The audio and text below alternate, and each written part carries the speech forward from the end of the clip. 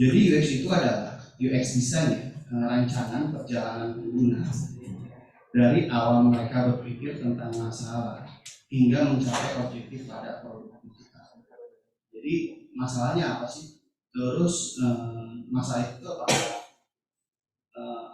Tersolve gitu dengan objektifnya dalam konteks produk digital ya. Next. Nah, apa itu user interface design? Ya jelas. Next. Tadi yang sudah. Nah, UI itu adalah menerjemahkan perjalanan pengguna untuk mencapai objektifnya ke dalam desain perangkat. Jadi si UX ini kan perlu ditransform nih. Kan ini buat perasaan. Nah, biar orang bisa merasakan itu kan harus ada output yang dilihat atau output yang digunakan. Bisa kayak ini kan. Ini kan UI. UX itu bagaimana kita merasakan oh ini agak berat atau ini kayak tadi ibu bilang kayak makan es krim. Nah, itu UX-nya kayak gitu sih UX. Nah, UI itu ya menerjemahkan bagaimana si UX itu akan berjalan. Next.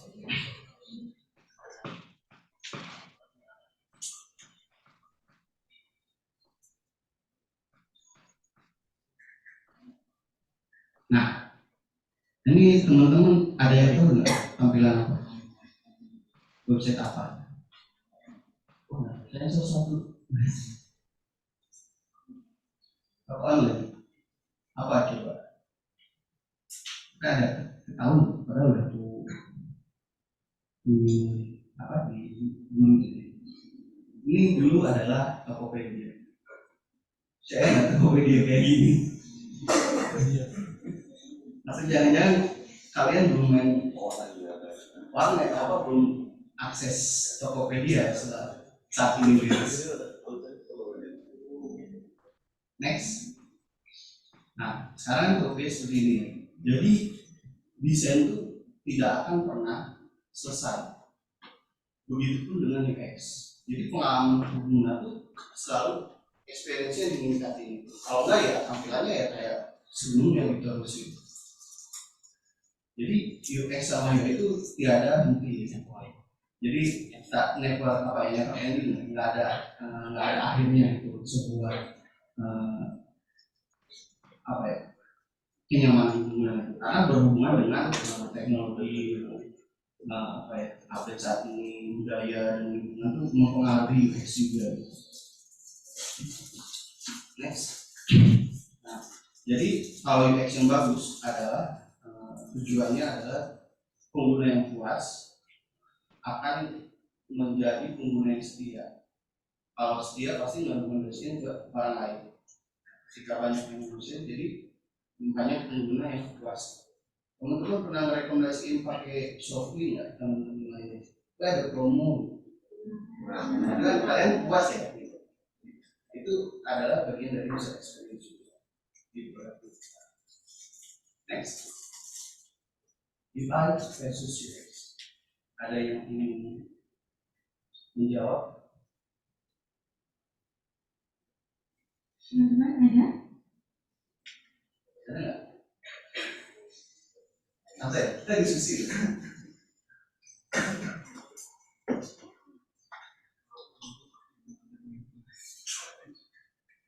Next ya. Next.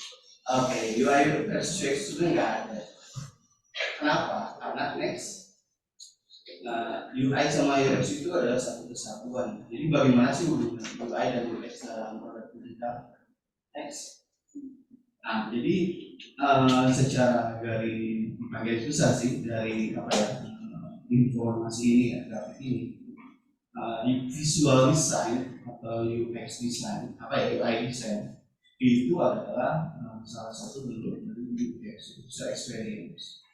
Jadi di apa ya di kalau sih di meluas lagi adalah CX customer experience. Terus ada service design.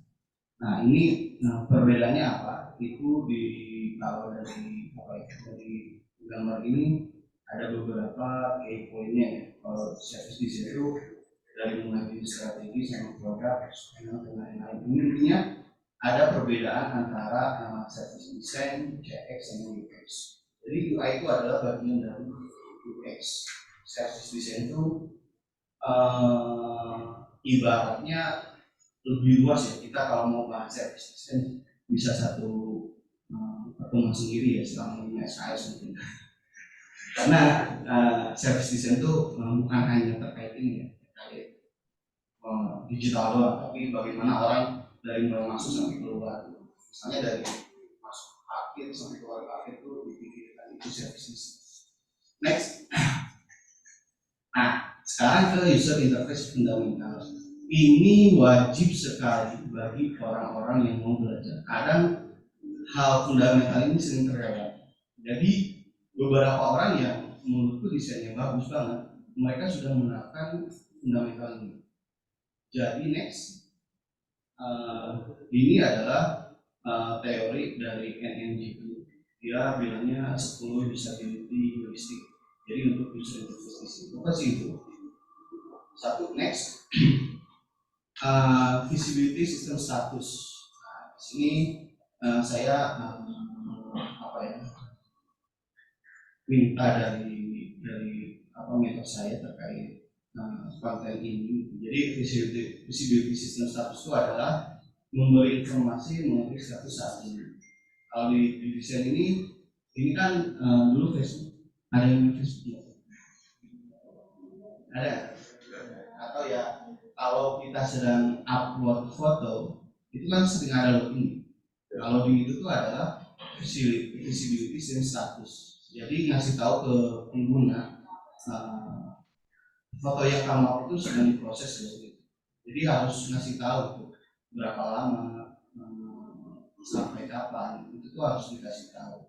Bukan cuma itu ya, kayak contohnya antrian tuh kira-kira kita berapa menit lagi sih kasirnya. Jadi itu tuh harus dikasih tahu. Jadi intinya apa yang sedang kita lakukan saat ini itu atau kondisi kita saat ini itu harus dikasih tahu.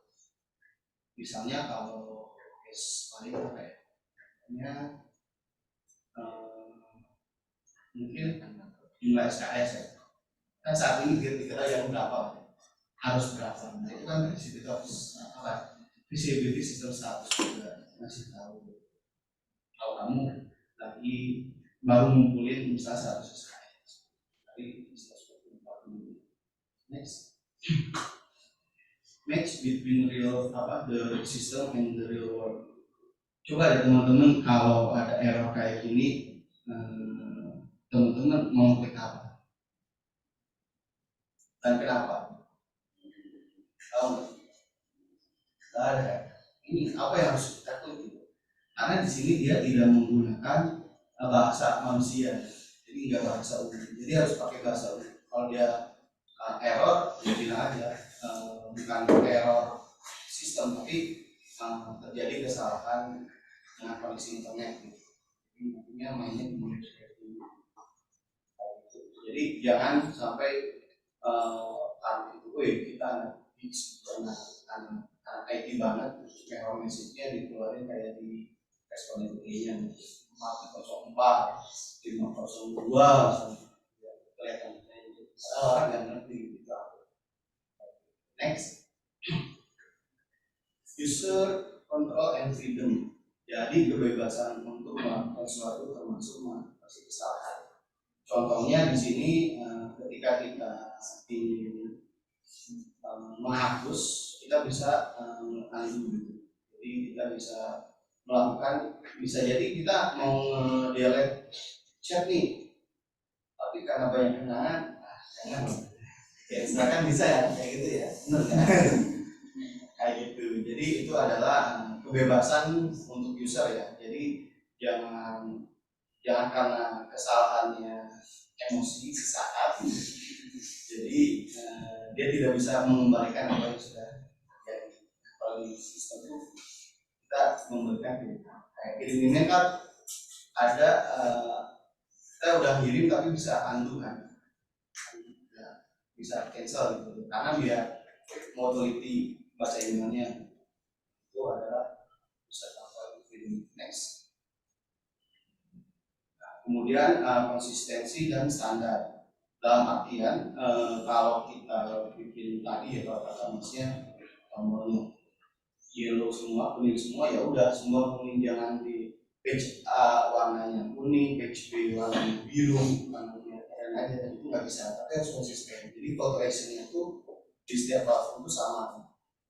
Satu platform setiap page itu harus dibuat sama call to action, karena biar konsistensi. Jadi misalnya kalau hal positif dengan warna orange sudah di sini, ya udah, jadi orang tahu kalau untuk melanjutkan tuh tanpa berpikir pencet yang orange.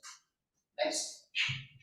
Nah, error prevention, preventif ya. Jadi cara sistem membuat informasi yang bisa meminimalisir kesalahan dari pihak pengguna. Misalnya kayak typo kan, kalau kita googling suka ada, benar nggak sih kamu mau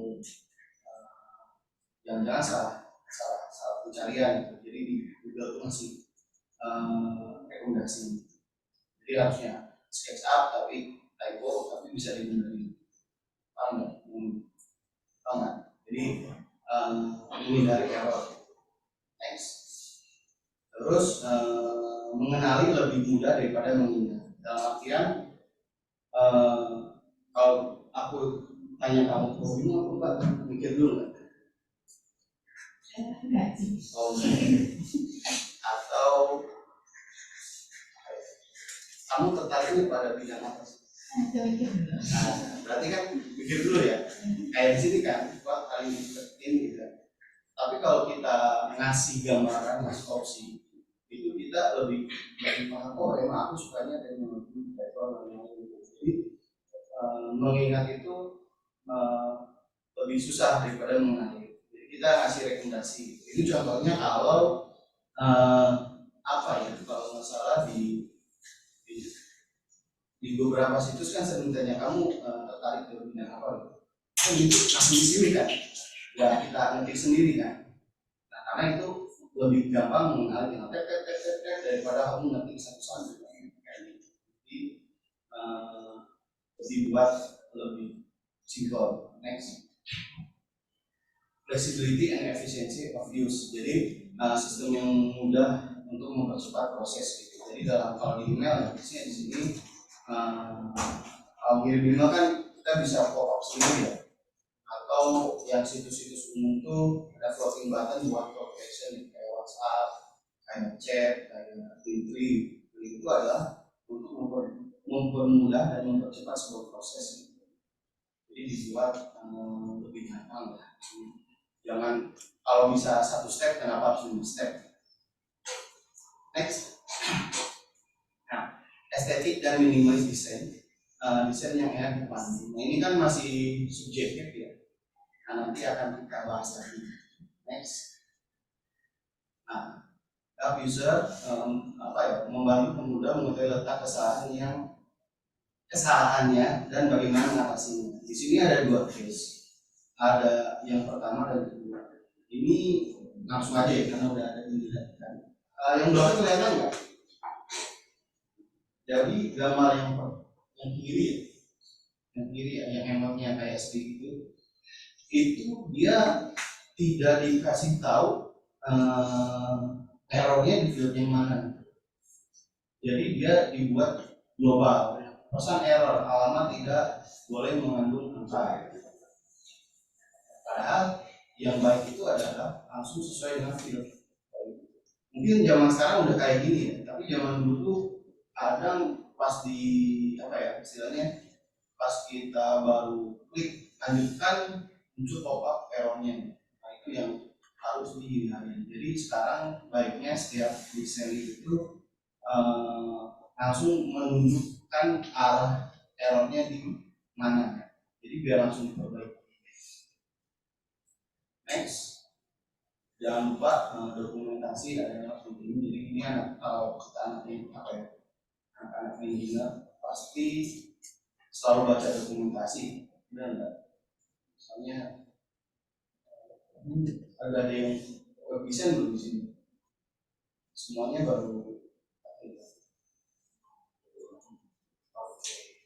ya pasti dikasih tahu misalnya ada teknologi apa atau bahasa pemrograman apa, pasti ada dokumentasinya ya. Nah itu emang diperlukan dokumentasi itu untuk kita belajar tanpa harus belajar tanpa harus di luar sistem atau di luar ya, kayak FIQ gitu loh. Salah satu apa yang lebih. Jadi 10 basic itu yang harus teman-teman terapkan ya ke dalam sebuah user interface. Jadi itu salah satu UI UX juga ya. Jadi kalau nggak ada ini ya nantinya akan banyak pertanyaan aktifnya itu pasti itu terkait fundamental. Next, nah tadi kan ada poin aesthetic and minimal design. Nah di sini saya akan mengambil gimana sih aesthetic dan minimal design berdasarkan buku Refactoring UI. Jadi next, buku Refactoring UI itu adalah dibuat oleh pengguna dibuat oleh pembuat Tailwind CSS. Ada yang pernah dengar belum Tailwind CSS? Jadi yang buat Tailwind itu bikin juga. Jadi tujuannya dia adalah kita bisa membuat platform dengan user interface yang bagus tanpa harus mengandalkan desainer. Jadi all-in-one oleh engineer. Dalam artian si Tailwind CSS itu sudah memberi resource semua kebutuhan API secara core-nya. Nah, di sini pertama adalah di sini saya bahas 3 atau 4 ya lupa saya. Yang pertama adalah hierarki adalah segalanya. Next, hierarki itu adalah ternyata ukuran itu tidak segalanya. Dalam artian di sini kita lihat desainnya kan bagus-bagus aja ya, kelihatan nggak yang belakang? Judulnya warna view di judulnya kelihatan gede gitu, terus ada deskripsinya, terus ada buttonnya, terus ada informasi terkait harga, rating, sama info ratingnya. Tapi ternyata ada isu di sini. Next, back dulu. Nah di sini tuh ada isu adalah kita melihat ada banyak penggunaan font size ya, 16 pixel, 30 pixel, 24 pixel, sama 40 pixel. Nah itu terlalu tidak konsisten dalam pertama pemilih dalam UI-nya itu sendiri, kedua dalam codingannya. Jadi kalian harus desain 4 font size ya untuk satu kartu. Next, nah, ternyata bisa aja di-tweak lagi gitu, dari awalnya 4 jadi 2 gitu, dari semua by default 18 pixel kecuali titelnya jadi 20 pixel. Tapi di sini juga bisa di-tweak lagi. Next, nah dari sana yang membedakan adalah colornya, kelihatan nggak dari pengguna. Jadi kita bermain dengan warna kalau di sini. Jadi kan kalau sebelumnya back warnanya sama semua. Kalau secara tidak kasat mata kayak enak gitu. Tapi next ketika ada perubahan kelihatan banget gitu perbedaannya gitu. Next lagi. Nah jadinya dibuat seperti ini. Jadi kalian hanya perlu mendefine 2 font size yang tadinya 18 dan 24 jadi 18 dan 24 dibanding yang sebelumnya harus 4 ya, ada back dulu ya, back lagi setengah awal. Nah, ini kan ada 16, 30, 24, 14. Ternyata cukup dengan next dibuat 2, tapi kita mainin warna gitu sih. Jadi ukuran font ini konteksnya font size ya, nggak harus dibeda-bedain, jadi biar lebih konsisten juga dan lebih padat. Next. Nah di sini emphasize by the emphasizing. Jadi apa ya? Karena di link ya, ini case-nya di link. Semuanya adalah penekanan dalam artian ya call to action ya. Tapi kita harus menggarisbawahi mana sih yang sedang berlangsung tadi, si detail status yang kita balik tadi. Ya karena sekarang lagi di page order, ya yang ditekankan adalah si order ini tanpa mengurangi apa ya, call to action menu lainnya. Next. Kemudian di sini juga kayak steps ya. Di sini ada step itu kan dibuat dua hak ya. Nah itu akan menjadi kebingungan itu dalam artian cardnya terpisah gitu. Jadi antara card kiri apa yang X itu tuh kiri kanan tuh tidak menyatu. Karena fokusnya juga mau kemana gitu dari desain ini. Karena kan fokusnya itu adalah ke card itinerary-nya ya, bukan di card step-nya. Jadi kita menekankan biar bisa tuh fokus di isi field itinerary. Contohnya di sini juga label itu ya, pelabelan itu ya di akhir aja. Kalau nggak perlu dilabelin ya nggak usah dilabelin. Contohnya di sini yang atas kan biasanya ini tipikal engineer banget nih, harus ada label sama value-nya gitu dikeluarin semua gitu, kayak name, subject title, email sama phone. Padahal secara UI kebanyakan orang mungkin akan langsung ngerti ya maksud dari yang bawah ini. Ya dia namanya Erin gitu sebagai customer support. Bayangkan kalau ini ada 10 customer supportnya gitu, kan terlalu banyak informasi dalam satu. Next. Ini juga ada yang bisa membedakan.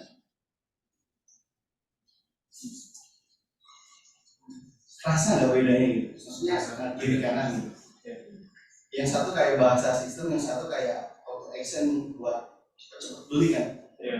Nah ya, in stock ya udah, dia hanya ada di udah baru berapa ya? Itu hanya 12 stok gitu. Tapi ketika ada 12 stok tersisa, jadi kayak cepet beli nih, kalau nggak habis gitu. Next. Kemudian juga di sini bisa ditambahkan icon ya, jadi ya cuma label doang, jadi biar lebih interaktif ya sasnya, ya bisa biar lebih interaktif gitu. Jadi biar nggak boring ya. Tadi kan lebih menandakan kalau ini ada fasilitasnya. Icon itu salah satu jenis visual yang untuk merepresentasikan orang lebih gampang tanpa harus baca. Next. Kemudian balancing weight and contrast. Di sini mungkin nggak terlalu kelihatan ya, sorry. Tapi di kedua gambar ini tuh yang kanan tuh terlalu tebal gitu kan, yang kiri itu terlalu tipis gitu. Jadi ini tuh akan menimbulkan kepusingan ketika kita baca. Scroll itu mana sih pembahasannya. Next. Nah ini dibuat balance dalam artian nggak kelihatan secara kasat mata ya, jadi harus detail banget gitu. Tapi kalau benar-benar dilihatin gitu, benar terasa gitu perbedaannya. Jadi jaraknya itu kelihatan banget. Mungkin dari teman-teman yang main IG juga dicek aja.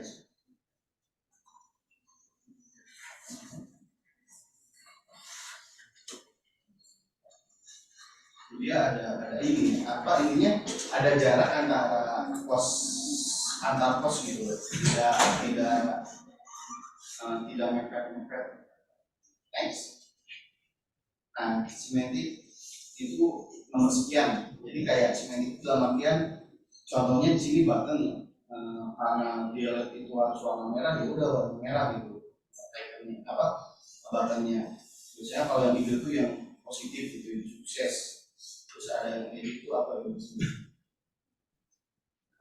Ya edit itu yang biru gitu, karena biar kayak gitulah dulu. Kalian masih kayak gitu nggak sih konsepnya?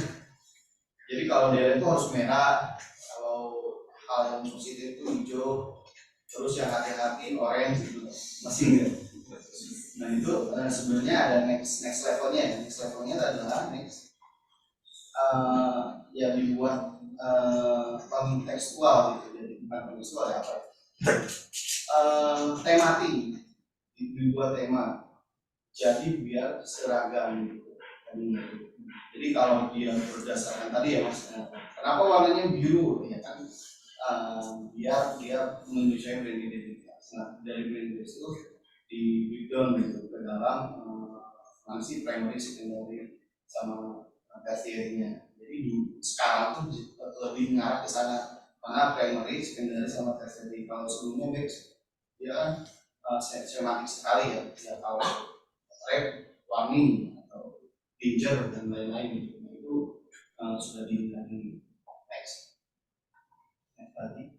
Nah contohnya kayak gini, jadi kombinasinya tuh dibuat seperti ini ya, sama primary, secondary, sama tertiary. Jadi button itu tahu gitu call to action utamanya apa. Kalau dia harus di primary, call to action utama itu di primary. Terus button pendukungnya di secondary. Kalau ada 3 button, ada button tertiary. Next, nah terus di layout dan spacing. Next di sini jadi kita harus membuat sistem untuk spacing. Dalam artian kita lihat di desain ini kan ukurannya ada 26, 24, 26, 12, 15, 1, 25, 13, 22. Di sini pertama yang repot kalian sebagai desainer, yang kedua yang paling jadi musuh kalian adalah front end engineer. Karena ya kok nggak apa desain nggak konsisten gitu, spacingnya nggak ada kelipatan, jadi harus dibuat sistem sizingnya. Next, contohnya di sini ya, dia dibuat kelipatan 4, jadi standar itu semua kelipatan 4, jadi 4 pixel, 8, 12, 16, 24. Kenapa? Ya karena biar dari kalian tidak harus ukur enaknya 15 atau 16, udah pasti 16 gitu, karena itu udah jadi sistemnya yang kalian buat gitu. Next, kan nggak ada bedanya ya, malah lebih sistematis jadinya gitu, kelipatan 4 semua. Jadi oh ini 24 ya, kalau di frontend kan masukin value 24 itu apa, atau variabel 24 itu apa, ya harus hitung satu-satu. Next, kemudian hindari spasi yang ambigu. Contohnya di sini strip address ini merepresentasikan ke atas atau yang bawah. Itu fungsi yang bawah atau yang atas, karena spasinya sama gitu. Artinya dibedakan. Next, jadi antara dibedakan. Next. Nah jadi kelihatan yang bedanya. Oh kalau address itu yang ini yang bawah, kalau domain yang atas. Ya maksudnya label sama filenya lebih kelihatan jelas gitu peruntukannya. Kalau yang sebelumnya kan sama rata. Next, contohnya juga di sini jangan dibuat sama ya tiap paragraf gitu spasinya. Jadi harus diusahakan berbeda. Jadi ini biasanya di detail artikel ataupun di detail ya di detail artikel kan biasanya ada heading 1 sampai 6 gitu. Terus ada paragrafnya. Nah ini setelah paragraf selesai spasinya lebih panjang, lebih lebar ya, daripada ya spasinya lebih lebar gitu untuk menandakan kalau itu udah beda konteksnya. Next, di sini juga terkait ini button ya, button dan angka. Kalau kita lihat yang atas 45 itu tuh jumlah likes atau jumlah komen. kan nggak kelihatan. Kalau di bawah kan dia udah ada spasi yang jaraknya jauh, jadi dia 45 itu ternyata untuk size kelihatan banget yang dibuat teks. Kemudian desain teks di sini juga tadi ya, type scale-nya dibuat sebuah sistem, jadi ukurannya nggak harus banyak beda-beda, jadi dibuat kelipatan juga next kayak gini, jadi dari 12 pixel sampai ke 24. Jadi pokoknya semuanya harus sistematis itu dari warna,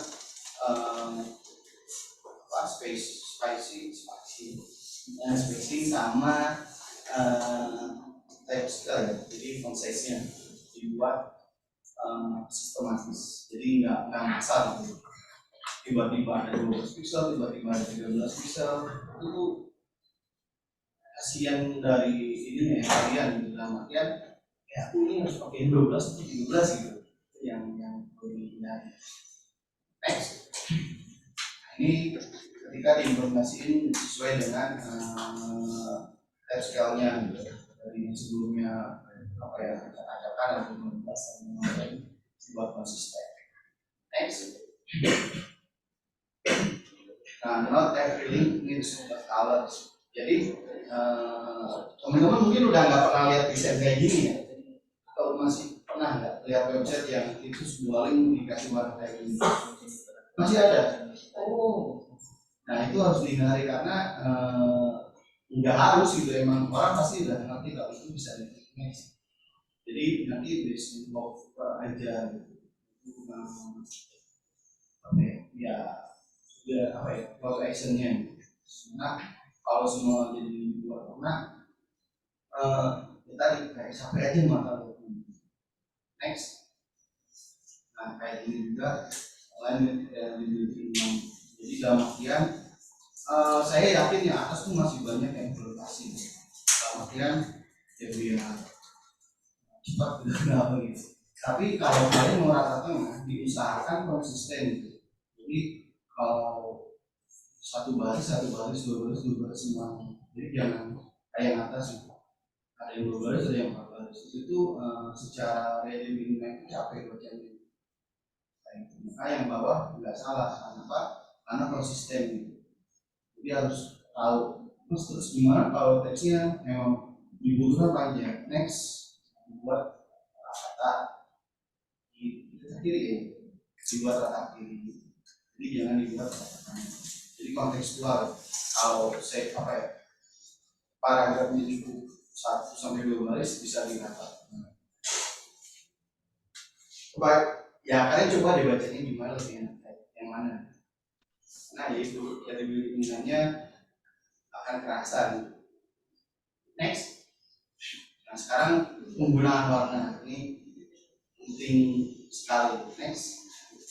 Jadi you need more colors than you think. Jadi warna itu penting banget ya dibuat banyak karena ya biar desainnya tidak seperti ini, dalam artian tidak kaku gitu. Next. Nah, jadi kalau desain yang direkomendasikan ini ya, ini tuh berapa warna tuh yang dibuat? 1, 2, 3, 4, 5, 6, 7, 8, 9, 10, 11, 12, 17 warna. Grey-nya pun ada berapa? 1, 2, 3, 4, 5, 6. Jadi ya kalian emang sebutuh itu gitu dengan banyaknya warna, nggak cuma 1, 2, 3, 4 atau grey, green, blue, yellow, ya kayak gitu ya. Tapi kalian butuh banyak. Next, nah, gimana ya? Contohnya kayak gini. Back dulu mas. Ini kan grey-nya ada 5. Next, di sini juga ada 5. Jadi kita buat warna grey itu dibuat patternnya atau paletnya. Caranya gimana? Next. Nah, jadi ini pendekatan yang dilakukan sama teknik CSS. Jadi bagaimana kita membuat dari satu warna menjadi di sini berapa ya? 9 warna. Nah kalau sekarang tuh udah ada 12 warna. Jadi sebanyak itu gitu kalau warna itu. Nah, penggunaannya biar lebih luas. Jadi cara memperbaiknya, misalnya warna primernya pakai ungu ya. Ungu tuh ambil yang paling softnya 100 kemudian 900. Nah, kenapa namingnya kayak gini? Nah, biar kalian yang nanya saya yang jawab. Next. Ini contohnya ada primernya biru, ada netral itu biru itu nggak cuma satu, tapi sini 7. Aksen itu ya tadi jangan cuma aksen doang, tapi ada yang primer sama aksen itu cuma pelengkap aja. Saya buat bridge. Next. Accessibility, ada yang pernah nyoba accessibility sih? Belum ya? Santai aja, nanti akan ada.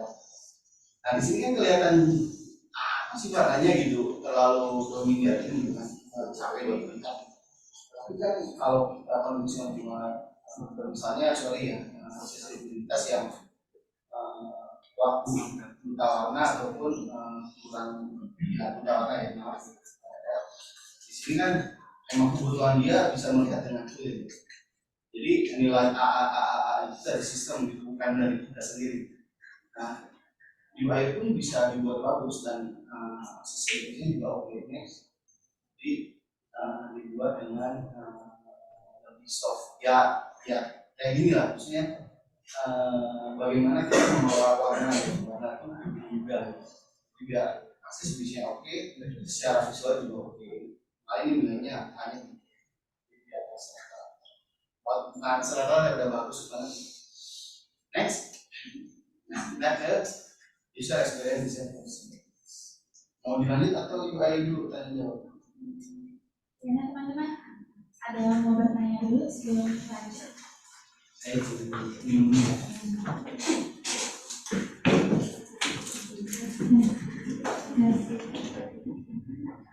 Gimana teman-teman? Ada yang mau bertanya sebelum kita lanjut? Ada yang mau nanya dulu? Ya enggak mas?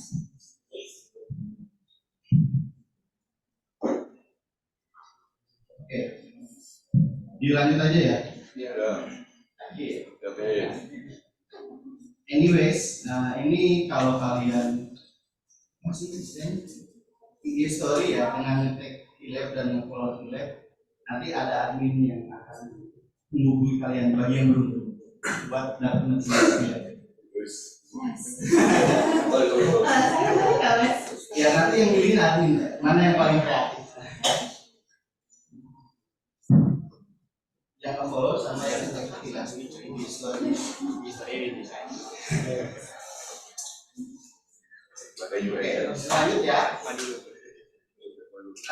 User experience design process ini akan ada panjang, jadi kita slow aja karena ini banyak kalimat yang lebih visual kan tadi UI lebih visual, sekarang lebih kata sorry.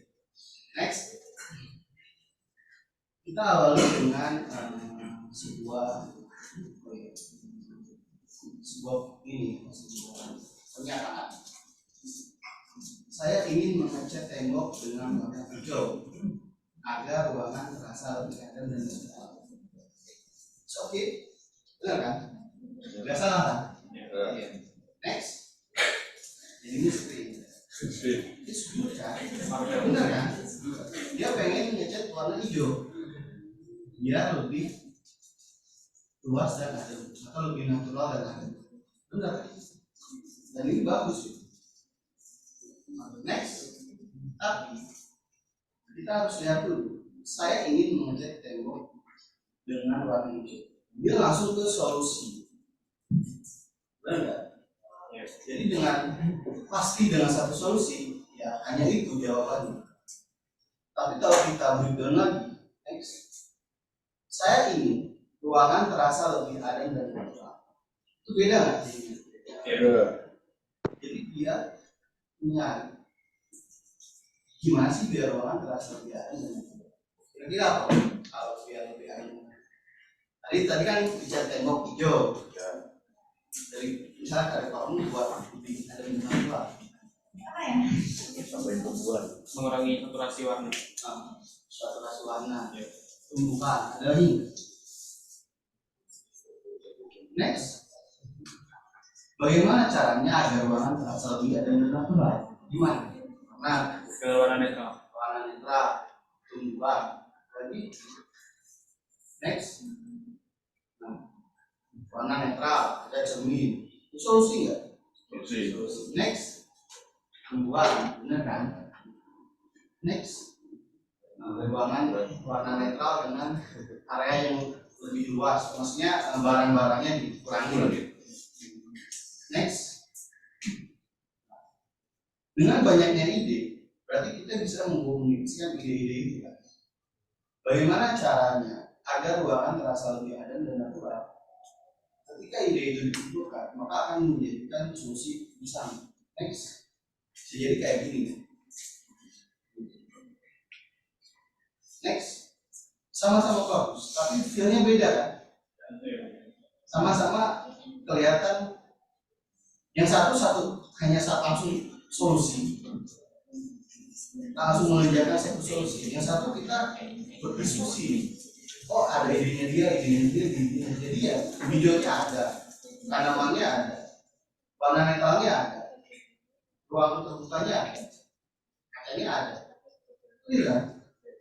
Jadi sebuah solusi itu belum tentu jadi solusi terbaik, tergantung sudut pandang. Makanya tadi saya bilang UX itu nggak bisa dikerjakan sama satu orang. UX itu kolaborasi. Next, bagaimana cara merancang UX design itu kan project. Pertanyaannya kayak gitu kan. Nah UX design itu 3 hal yang paling apa ya? Next, paling utama ya, berfungsi dengan baik, dibuat simpel, dibuat jadi indah. Jadi 3 hal ini tuh harus satu kesatuan. Jadi nggak hanya simpel, nggak hanya jadi indah, nggak cuma berfungsi dengan baik gitu. Next, contohnya kursi ini berfungsi dengan baik kan? Benar kan?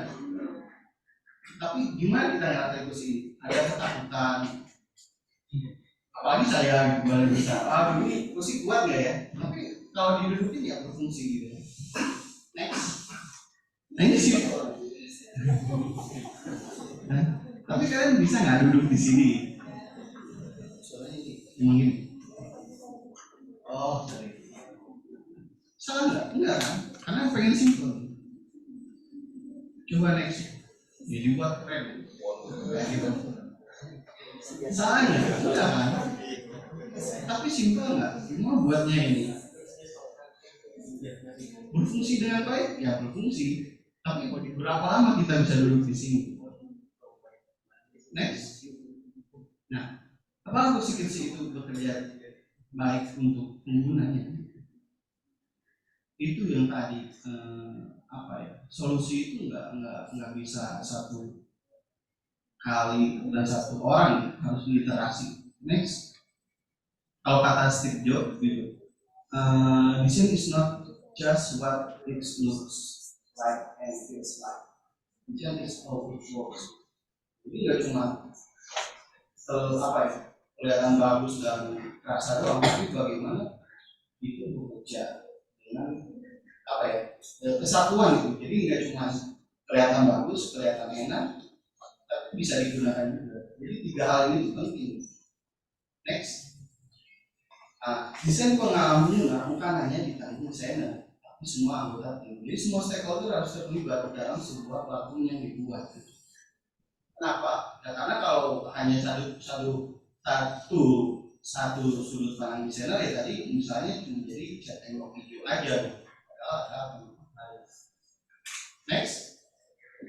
Nah, kalau kata Bapak tim ini, design thinking adalah is human-centered approach ya, to innovate that draws from the engineers to integrate the needs of people, possibility of technology, dan requirement of business success.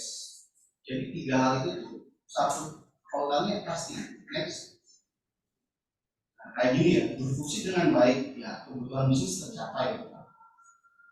Dibuat simpel, bisa dikembangkan, dibuat jadi indah, dibutuhkan pengguna.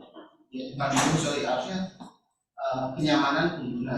Jadi tiga hal ini itu adalah formula bagaimana UX yang UI itu berfungsi. Jadi nggak cuma salah satu, nggak bisa.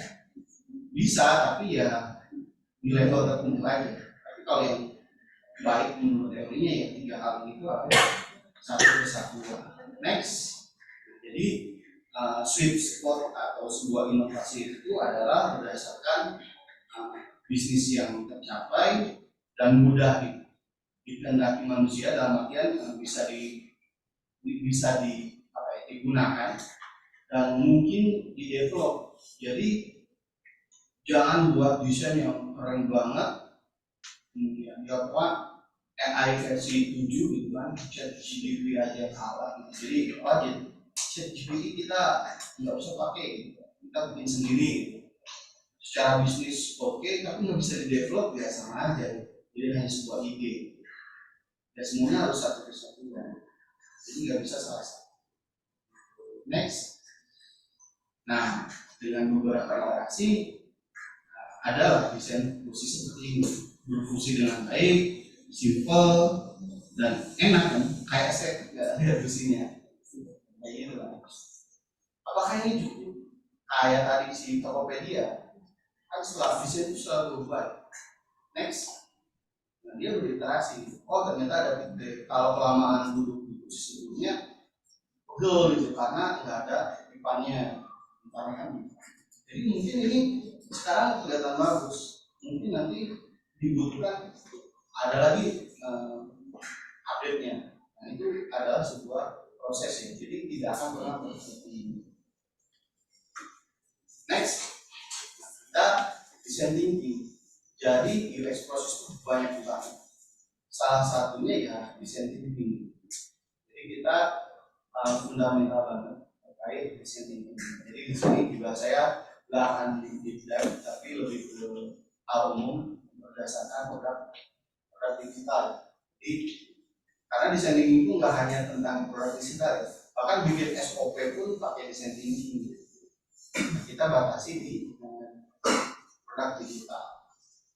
Next, nah design thinking adalah konsep menyelesaikan masalah dengan pendekatan yang berpusat pada pengguna, user centered. Jadi semua yang kita lakukan itu konteksnya harus berdasarkan pengguna. Jadi siapa sih yang pakai, yang mana? Next. Nah, sebelum kita implementasi proses desain thinking, ada desain thinking mindset. Jadi kalau mindset ini tidak diterapkan kepada kita yang melakukan proses desain thinking, ini akan jadi sia-sia, dalam artian kita akan banyak ngeluh. Kenapa? Karena di proses desain di mindset desain itu ada poin-poin berikut. Next, ada 7 poin ini ya. Pertama, next, show don't tell, komunikasikan yang Anda pikirkan dan visual. Karena dalam artian ini, kalau biasanya kayak aku sering jadi workshop gitu ya, kayak coba gambar sepatu. Kan bisa jadi tiap orang beda-beda ya gambar sepatu ya, ada sepatu anak, sepatu lari, sepatu lain-lain. Itu kalau cuma ngomong doang nggak akan kelihatan bentuknya. Tapi komunikasikan dalam bentuk visual, jadi biar selaras. So, don't tell, aku punya ini, tapi ini aku udah bikin ini, gimana kamu rasainnya? Next, fokus kepada nilai untuk manusianya. Jadi menerima semua masukan dari orang-orang untuk meningkatkan kualitas produk.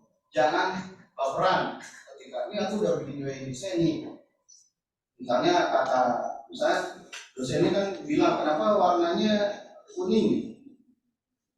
Ya, karena bagus pak. Bagus kenapa? Ya aku suka kuning. Gak boleh warna kuning, harusnya warna merah.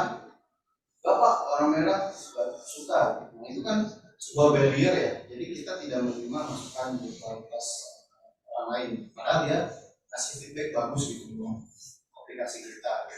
Tapi karena kita sudah merasa pengguna, kita tidak mendukung itu. Jadinya produk kita nggak akan kemana-mana. Next. Jadi kemudian craft clarity. Jadi desain yang dibuat itu harus jelas ya, berdasarkan masalah yang ingin dibersihkan dan dapat memicu ide yang menginspirasi orang lain. Jadi jangan apa mendeskripsikannya itu kayak tadi kita memicu ide ya, bagaimana sebuah ruangan dibuat biar lebih lebih natural dan adem ya. Itu kan dipicu ya ide-ide teman-teman yang berpikir ya cuman gak cuma dengan ketemu warna hijau aja kok semua selesai, tapi ada ide lain. Nah, kita pun harus berdasarkan masalah itu. Masalahnya ya kayak harus tahu itu masalah yang dipecahkan itu apa, harus jelas dulu. Next. Terus jadi ya, kita harus embrace experimentation. Membuat desain tidak bisa sekali jadi, selalu validasi, iterasi dan dipelajari. Jadi ya nggak cukup sekali gitu kita bikin sebuah aplikasi, tapi ada iterasinya. Balik lagi ke study Tokopedia, kan nggak mungkin paling kayak dari beberapa Tokopedia ya kalau mereka nggak bereksperimen ya bahkan sejauh ini. Next. Nah, jadi harus mindful ya. Jadi pahami alur dan metode dari setiap proses untuk mencoba objektifnya. Jadi ya sabar, kita harus kontekstual, jangan egocentric, jangan. Jadi setiap proses harus dicerna dengan baik. Tadi yang berperan, terima masukan. Next. Jadi desain yang baik dicapai ketika benar-benar dibuat, selalu mengusahakan tidak memaksakan proses. Jadi ini adalah ya tadi ya next prosesnya gitu. Kita tuh nggak bisa dari satu puas tuh sebuah kesalahan ya, bukan kesalahan sih. Rasa puas tuh akan menjadi hambatan untuk kita terus berinovasi. Next. Nah ini dari collaboration yang tadi harus semua stakeholder dilibatkan. Kemudian kalau mungkin di dunia kerja nanti ada beberapa misalnya yang mengalami itu. Jadi, wah kamu desain juga, kamu gak pernah bantu. Kan itu kerjaanmu. Nah itu adalah tidak mengerti arti kolaborasi. Jadi ya kerjaanmu, kerjaanmu. Itu akan ada di fase seperti itu ya. Tapi baiknya kalau udah tahu harus kayak gimana, lakukan aja kolaborasi. Kolaborasi itu bahkan sampai ke level kalau saya dulu sampai ngetes ke orang yang nggak kenal gitu, karena emang kebutuhannya ke sana gitu, bukan validasi ide aku tuh udah benar atau enggak, tapi works atau enggak gitu. Orang lain gitu kan, Pak bagus nanya itu enggak kayak gitu, tapi gimana kamu cara pakai desain itu. Next. Nah udah mindsetnya punya kalian dari itu, baru kita masuk ke proses desain. Saya dulu ya. Main, sudah berapa SKS? Next. Nah, design thinking ini adalah proses yang non-linear. Jadi nggak harus dari MTS ke define, dari define ke ideation, terus ke prototype, tapi tergantung kamu startnya di mana. Anggap aja kita awal dan baru melakukan. Ya udah kita anggap aja kita melakukan proses yang linear, karena kalau non linear itu tergantung case-nya ya, dan case-nya tuh banyak banget ya. Bisa aja dari MTS ke define, ya udah cukup gitu sebenarnya. Dari di tes itu misalnya ketika kita mau A/B testing ataupun nge-define, nah itu tes dulu baru nge-define. Jadi banyak banget gitu startnya tuh di mana. Jadi nggak cuma harus langsung di tes, tapi bisa di start di prototype, ideation, muter-muter gitu. ini tuh non-linear banget gitu, jadi nggak statis gitu, nggak harus sesuai urutan. Tapi di pertemuan kali ini kita diurutkan dulu ya. Next. Nah di sini fasenya berempati. Next. Nah empati itu jadi bagaimana kita melihat apa ya, pengguna menggunakan produk kita, terus ya misalnya nih appreciate them as human being ya. Kalau mereka nggak ngerti ya jangan dimarahin, jangan dilatih atau apa gitu. Emang kayak gitu orang yang diterima gitu. Terus komunikasikan ya dikomunikasikan gitu, jadi jangan sampai wah kamu mah praktek gitu, jangan, tapi ya harus ya mengerti juga bagaimana perasaan mereka. Jadi ada 4 aspek ya, jadi bagaimana kita melihat, merasakan, sama apa yang mereka bicarakan. Next gitu. Nah, if you want to build a product that's relevant with you need to put yourself in the shoes. Jadi kita harus menjadi pengguna kita gitu. Jangan menganggap kamu itu tuh adalah pasti pengguna, tapi aku yang jadi kamu dulu. Nggak sih, dia bisa pakai produk. Next, karena kamu adalah bukan pengguna your user. Ya kita tuh nggak benar-benar asli your usernya. Misalnya kita kerja ya, bikin sebuah apa ya, untuk misalnya absensi kelas misalnya. Karena absensi kelas bisa aja yang bikin tuh orang rajin, padahal kan ada aja orang yang malas gitu. Nah kita kan harus gimana sih biar orang ini nggak malas, kita berempati sama orang itu. Ya, dengan kemalasannya itu dia bisa jadi kan. Next. Nah, di sini ada yang namanya persona. Jadi kalau kita belum punya data analis, belum punya market fit, belum punya insight di IG, ya udah kita tentukan dulu sih target marketnya siapa. Mas kemarin bikin aplikasi apa sih? Sama Aplikasi donasi, Pak. Donasi. Biasanya kita donasi misalnya. Kan penggunanya banyak ya marketnya ya. Donasi itu mungkin yang menengah ke atas atau yang dia target marketnya kan ada sendiri, misalnya anak kita menengah ke atas, ya udah yang menengah ke atas itu gimana sih biasanya behaviornya gitu, itu kita berikan ke dalam sebuah persona. Apa itu persona? Next, persona adalah representatif dari target market tersebut. Jadi market kita itu adalah menengah ke atas yang uang mukalnya banyak, atau yang udah kerja tapi kuliah atau PhD banyak duitnya gitu, nggak donasi, atau nggak tahu ya marketnya gimana, tapi kan sudah ada ya target marketnya gitu dari sebuah platform donasinya. Next. Nah, tujuan persona adalah menjawab sebuah pertanyaan, siapa yang jadi tujuan tadi, fokus ke user. Next. Nah, keuntungan menggunakan persona dapat menjadi masukan dalam membuat strategi terhadap tujuan yang ingin dicapai. Jadi persona ini tuh yaitu tadi ketika kita tidak punya insight apapun, data apapun, pakai persona. Apakah harus selamanya pakai persona? Ya enggak, karena kalau dari dunia kita pakai data itu atau dari dunia itu.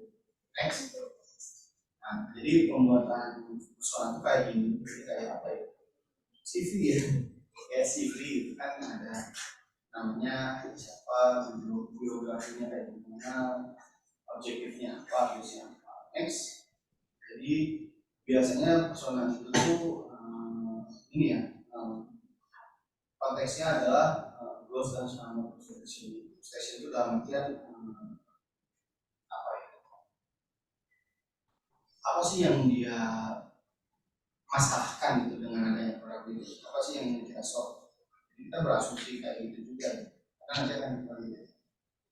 Kemudian demografinya, psikografinya sama teknologi prosesnya mungkin jadi kayak kalau dia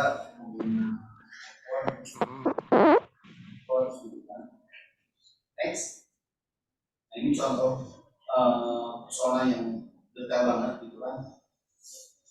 Ada mission, ada goals, ada personality, ada demografinya, ada biodatanya, sampai rasa prestasi itu apa sih biasanya. Kan ini kelihatan kalau dia pakai iPhone, lebih mandiri, kan kita udah membayangkan pengguna aplikasi ini, tapi kan penggunanya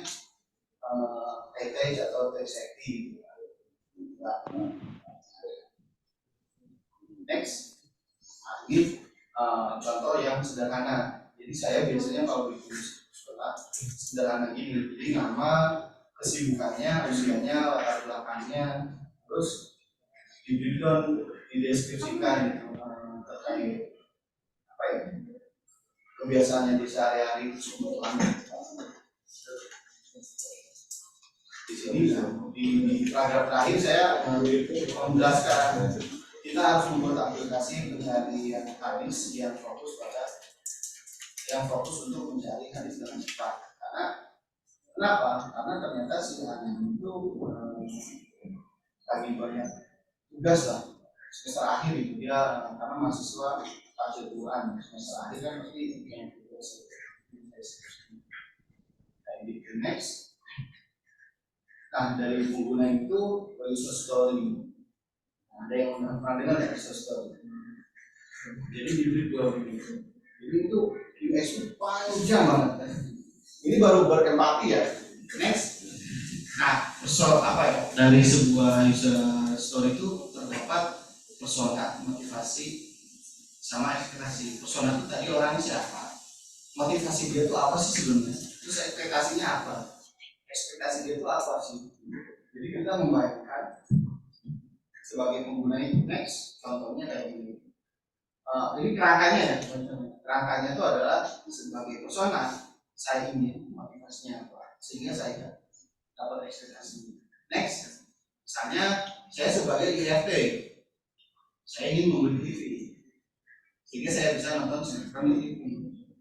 Nah, kan jelas IRT pengguna, jadi jangan namingnya jangan user ya, jangan pengguna, tapi personanya itu. Karena kenapa? Karena pengguna dan IRT itu representasinya beda ya. IRT udah jelas itu sebuah ibu atau mama muda gitu kan.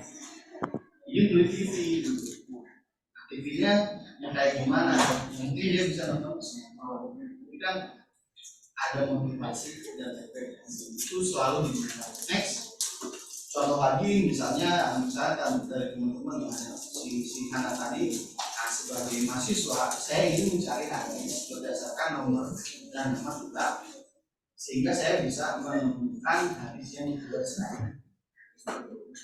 Ternyata selama ini dia kalau mau mencari nomor dan nama kitab susah, gimana biar mudah. Next. Nah, jadi problem statementnya adalah mahasiswa susah mencari informasi dan sumber hadis yang mudah dan efisien. Nah itu dari story ini kita harus nemuin problemnya gitu. Dari story ini kita berikan ke atau langsung ke dalam problem statement. Dengan story ini tuh problemnya apa sih? Tadi saya berasumsi kalau si Hana next sebagai mahasiswa atau mahasiswi susah mencari informasi dan sumber hadis yang mudah dan efisien. Karena kalau selama ini dia harus diem dulu hadis misalnya gitu, atau nyari satu-satu hadis. Oh ternyata dia pengen ilmuwan hadis gitu. Atau ya gimana sih biar mudah dan efisien dalam mencari hadis. Next. Terus kita define tuh problem itu. Next. Sangat penting. Mesin itu sangat penting untuk proses desain ketika fase ini secara eksplisit mengungkapkan masalah yang ingin diselesaikan. Tadi kan udah ya problem statement-nya. Kita udah mendefine problem statement. Next. Nah, buat pertanyaan komedi Jadi ada yang namanya teori Homagui-nya itu dari Google kalau nggak salah. Design sprint. Next. Nah, Homagui itu adalah sesungguhnya aja adalah cara untuk mengubah sebuah masalah jadi pertanyaan. Gimana maksudnya? Next. How itu tuh kan gimana? Menjelaskan bahwa kita belum punya jawaban. Gimana sih caranya? Jadi menekankan bahwa solusi kita itu mungkin adalah solusi yang tepat, mungkin ya, tapi bukan salah satu solusi yang tepat. Jadi masih banyak dari kemungkinan kalau kita ngomongin ngecat tembok kan, ya kan banyak solusi itu. Tapi yang tepat kayak gimana? UI berarti menunjukkan bahwa ide itu dari solusi yang kita kolaborasikan, bukan gue lu, tapi kolaborasi bersama. Next. Nah, Homagui itu tujuannya apa sih? Jadi pertanyaan singkat untuk mengikuti brainstorming. Kemudian pertanyaan dari point of view sebagai ide awal yang tadi problem statement itu dibuat sebanyak mungkin pernyataan agar banyak ide-ide yang akan dihasilkan. Next. Nah ini contoh Homagui yang apa ya? Jadi ada batasannya juga, jangan terlalu luas. Contohnya bagaimana caranya membuat setiap orang bahagia, kan luas banget tuh. Tapi jangan juga terlalu sempit, dalam artian membuat tombol beli berwarna biru. Itu kan udah sempit banget, jadi idenya tuh nggak ada. Karena itu udah langsung ke solusi, pernyataan solusi. Kalau yang terlalu luas kan ya bahagianya kayak gimana? Nah ini contoh Homagui yang lebih relevan. Jadi bagaimana membuat olahraga sore menjadi menyenangkan. Udah tegas gitu pernyataannya. Olahraga, maunya membuat olahraga menjadi menyenangkan. Next.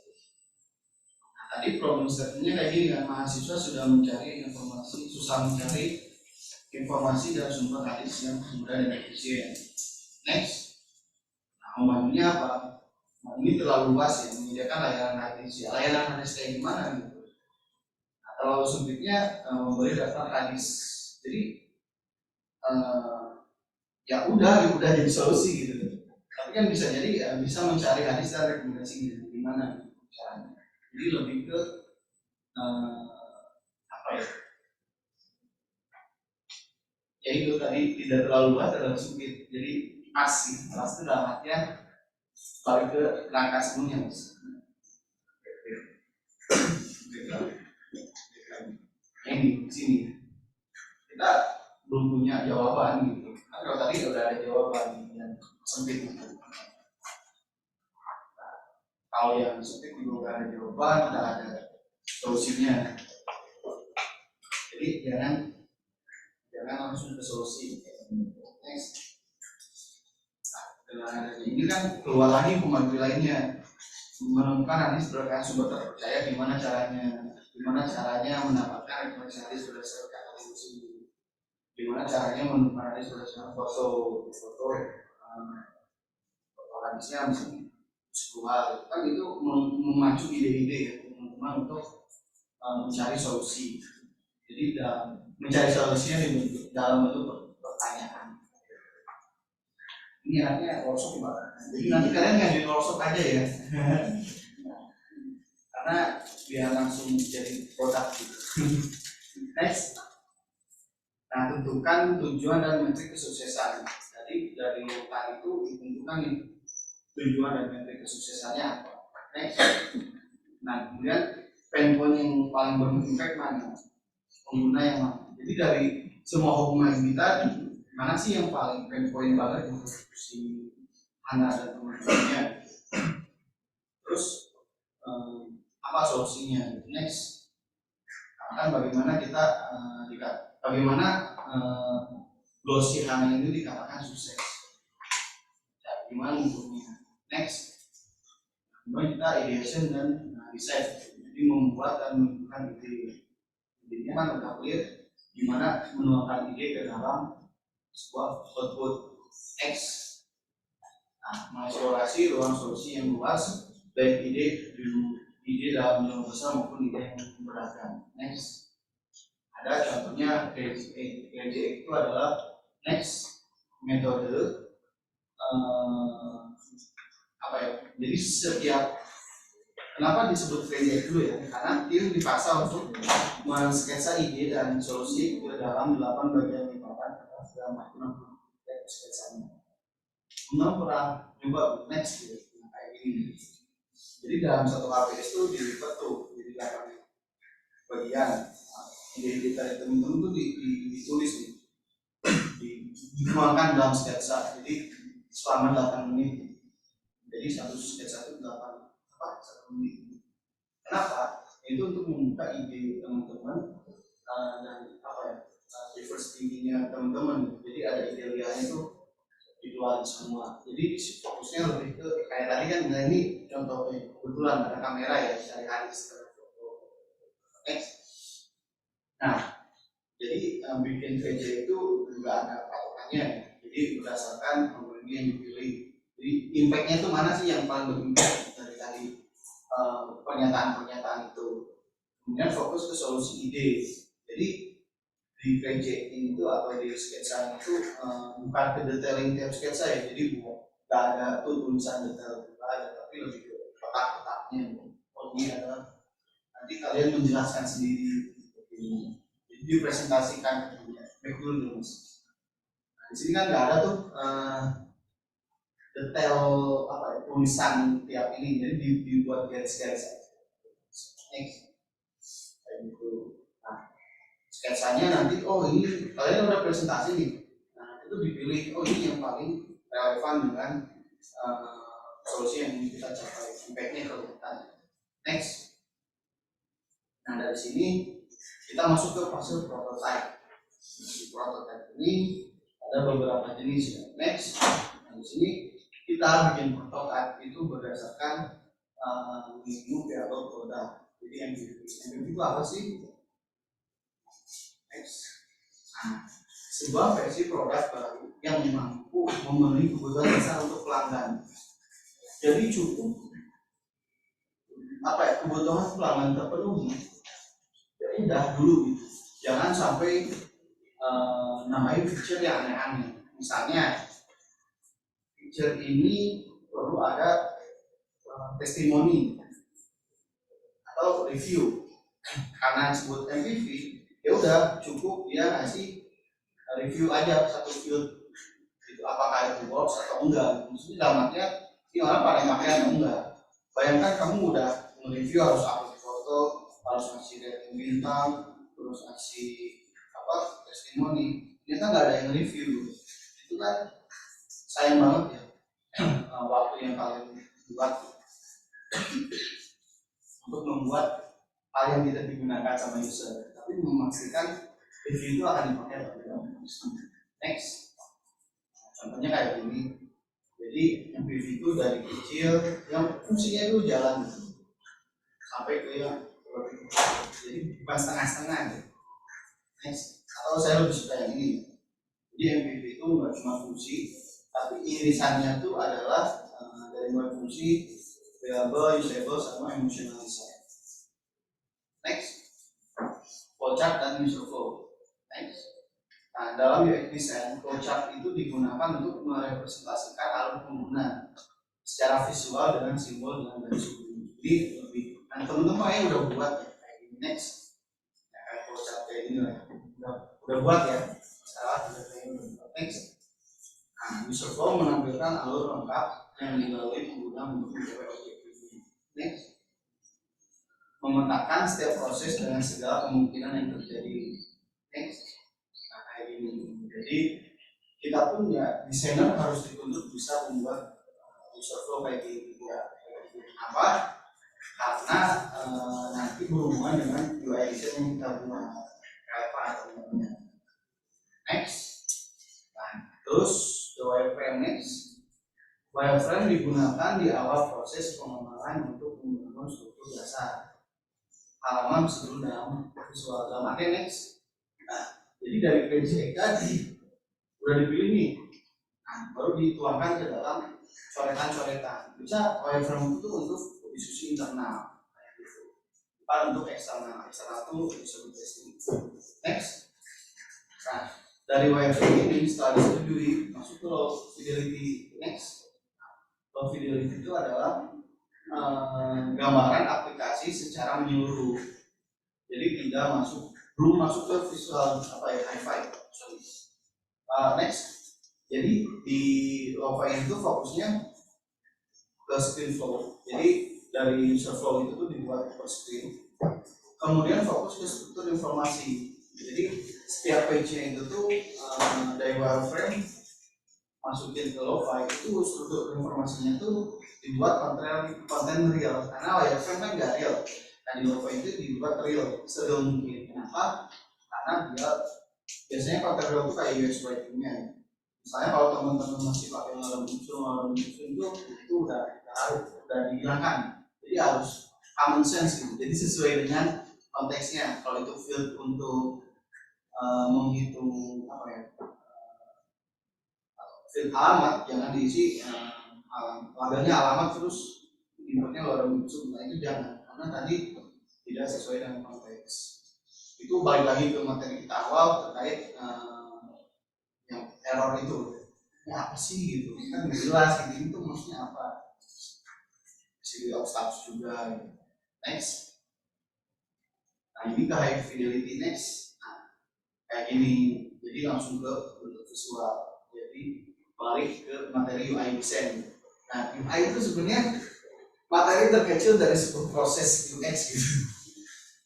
Ini pun UX nggak semuanya, tapi UI itu kecil banget. Dalam artian ya di slide ini cuma berapa gitu, 5 atau 3 slide terkait UI itu apa sih. Next. Nah, informasinya dari prinsipal informasi media membuat komponen warna teks page. Tadi kan berargumen kenapa warnanya orange. Nah, warna apa kuning? Ya kuning itu udah sesuai dengan prinsipalnya si produk itu gitu. Jadi emang secara brand guideline-nya kalau media ya warnanya biru, warnanya hijau gitu. Gak mungkin dari ungu kan gitu, karena udah berprinsip sih. Nah, itu baru ditemukan di dalam kemudian membuat komponen warna dan teks. Nah UI pun panjang ya kalau mau dibahas. Dalam artian ada atomic design, ada design system, itu gak mungkin kita di satu pertemuan ya. Kayak gitu. Next. Nah terus ada testing. Dari testing itu next, gimana cara validasinya. Terus ada namanya submit testing. Next. Nah submit testing itu is the practice of testing fungsi desain dapat digunakan untuk merepresentasi sebuah grup tadi. Jadi terkait persona, dan persona itu merepresentasikan target market. Next. Nah, dalam usability testing itu ada 3 yang pasti diperlukan dalam satu waktu, adalah respondennya siapa, moderatornya siapa, dan next. Contohnya kayak gini, fasilitator, membuat observasi sama interview, partisipan, membuat identitas di platformnya, terus ngasih feedback, fasilitator terus menulis kayak gitu. Next. Nah, proses dan hasil usability testing ini saya sampaikan saya ke sana. Jadi kemarin kami di Lab coba usability testing.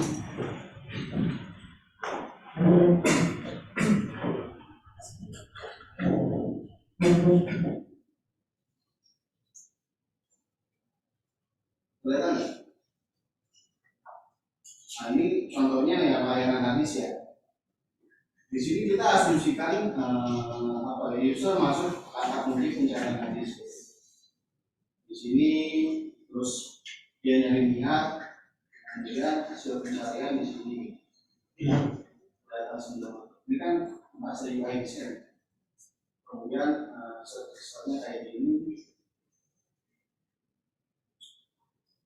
Kemudian dia bisa cari lagi. User dapat berpindah ke kita dan nomor kita lainnya. Jadi kayak gini ya. Dengan ini, icon ini. Jadi asumsi kami, icon ini itu bisa membuat user melakukan pencarian ini. Apakah itu works? Di sini kita ada hasil testingnya.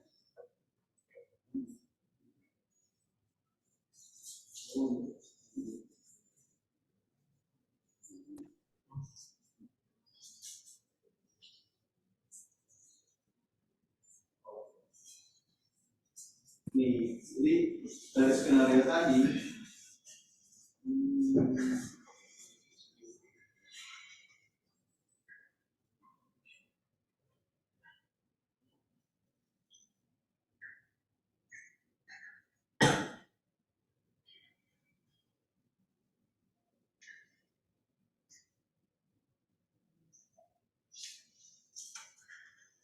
ini ternyata dari skenario ini kita udah melakukan testing. Skenario nya apa? Analis skenario itu adalah user story-nya. Sebagai pengguna saya ingin mencari hadis berdasarkan kata kunci, jadi saya menemukan hadis sesuai dengan kata kunci yang saya cari. Ada yang lancar, ada yang nggak lancar, gitu kan. Jadi banyak skenario ini. Ada 3 skenario. Hasil dari interaksi kesimpulannya adalah ternyata sebagai pengguna saya ingin mencari nama hadis berdasarkan nama kitab ini juga ada yang positif. Dari 5 responden itu gagal hanya 50%. Nah itu nggak di situ. Berarti dari 2 ini kita harus iterasi ulang. Sebagai pengguna saya ingin mencari nama hadis berdasarkan nama kitab. Kelihatan? Nah itu gagal. Kita balik ke UI desainnya. Ini sorry semuanya masih versi lama, ini kita lihat. Jadi kita terus sampai 3 iterasi. Jadi desain yang kita buat sampai 3 iterasi. Biar akhirnya kesimpulan iterasi kedua semua berhasil. Kan ini sebelumnya gagal ya. Kesimpulannya pengguna sebagai pengguna saya ingin mencari nomor hadis dalam bahasa nama kitab, ini gagal ya, tidak ada yang bisa. Kemudian di iterasi berikutnya bisa semua. Jadi 3 responden cuma bisa menyelesaikan semua hasilnya. Nah, kita cara menyelesaikannya bikin prototype. Dari prototype ini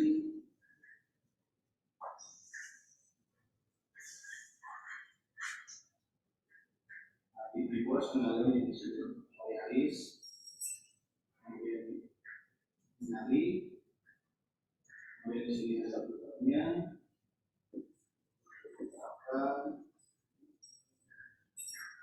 bunyi, kemudian realisasi.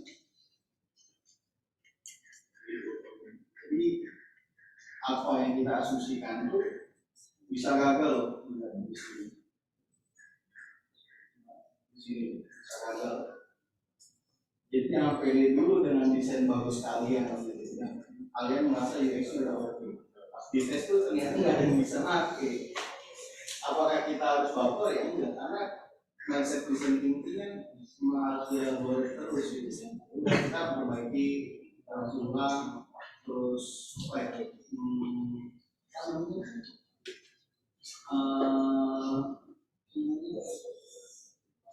define ulang, ideation ulang, kayak gitu sih. Jadi prosesnya kan emang desain thinking nggak linear ya.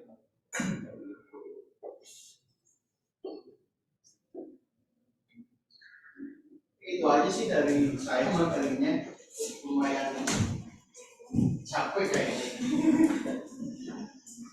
Terkait proses desain karena panjang banget ya. Saran saya sih kalau bisa di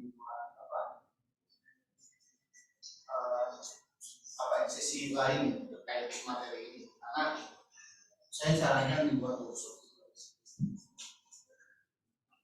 Itu dari saya, Pak.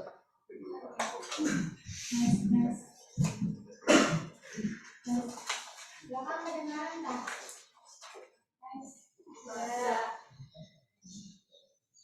Sama siapa?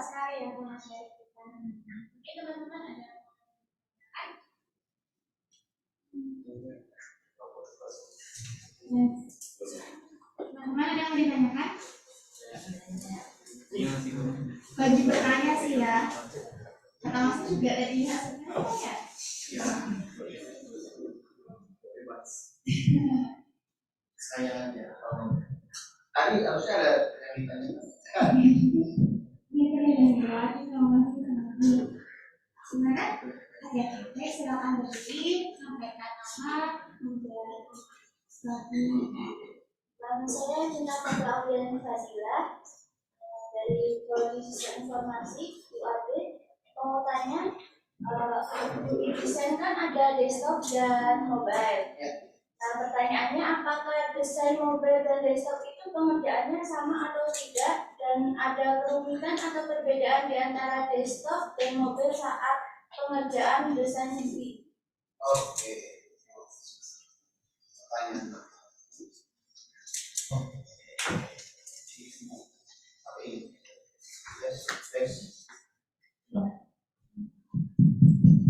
Ini aja.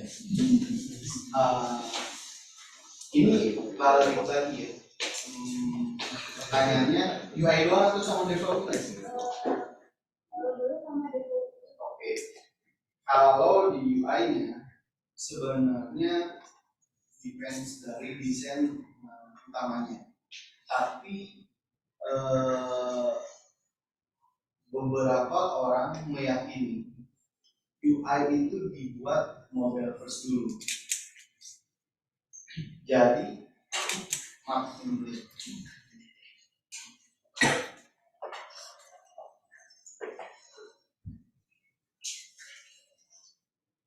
Jadi UI yang kita buat biar responsif itu dibuat mobile first, dalam artian ya untuk pengguna mobile dulu, baru ke desktop.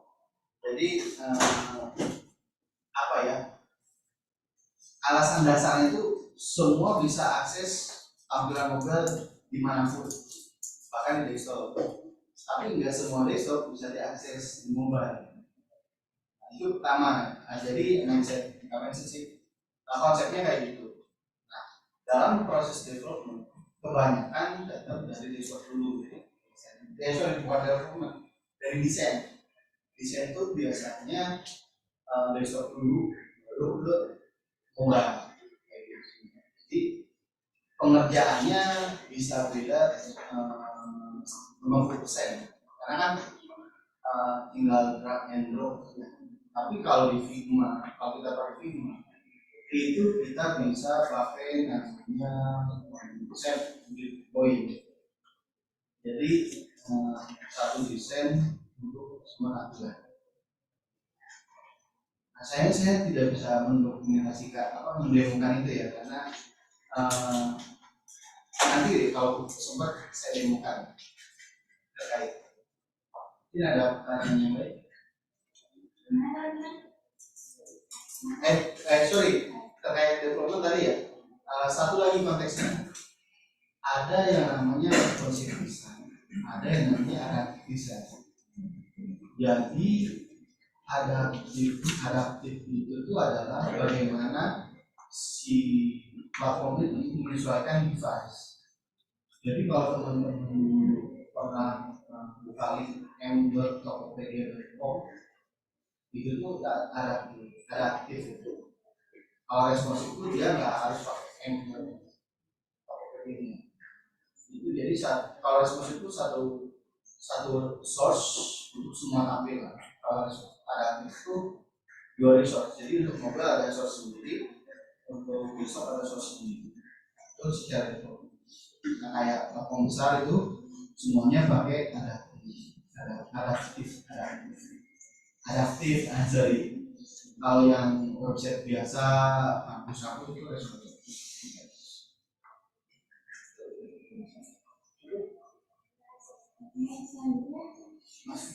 Perkenalkan, nama saya Rawat dari Prodi Informasi yang bertanya terkait user experience itu. Misalnya kalau di mobile kan ada biasanya buka pesertaan gitu, cara menentukan biar user itu biar mudah dalam menggunakan aplikasi itu. Apakah ada tata caranya sendiri gitu? Misal kalau mau dipakai satu tangan doang gitu, lebih gampang gimana? Dari layoutnya gitu. Ya. Itu ada teorinya sih Mas. Jadi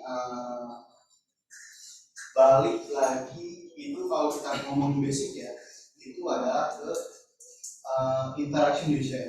Jadi setiap platform itu bisa beda-beda experience-nya. Nah, kita kalau mau fokus ke UX-nya aja, berarti itu gimana ya? Itu biasanya kenapa semua mereka sekarang floating button ya? Di bawah. Padahal kan itu user experience-nya dari iOS kan. Android mah ada di situ. Karena kenapa? Karena secara UX-nya jadi behavior yang enak, jadi semuanya dibuat.